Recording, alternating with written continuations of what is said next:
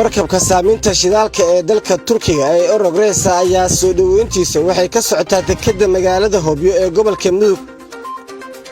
markabkan oo jimcihii lagu soo dhaweeyay caasimadda dalka ee Muqdisho ayaa maalmo uu joogay halkaasi ka soo tagay, waxaana saacadaha ina soo aadan lagu wadaa inuu gaaro xeebaha Hobyo oo markeeda hore ahayd goob ka caagan argagixisada ayaa ammaankeeda la sii adkeeyay, waxaana diyaarsan ciidankii sugi lahaa nawaaxiga xeebaha ku xiran magaaladaas. si la mid ah waxaa la socda markabka qudhiisa ciidan dalkiisa kuwaas oo u diyaarsan ilaalinta iyo badqabka Eurogres oo micno weyn ugu fadhiyo Turkiga. soo dhaweyntiisa ayaa laga dareemayaa Hobyo, waxaana diyaarsan siyaasiyiin kala duwan.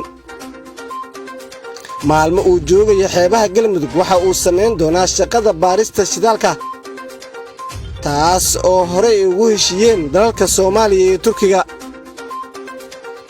markabkan lagu magacaabo Eurogres ayaa dhismihiisa daah laga qaaday sanadkii 2017 waxaana lagu naqshadeeyay oo lagu dhisay dalka Turkiga.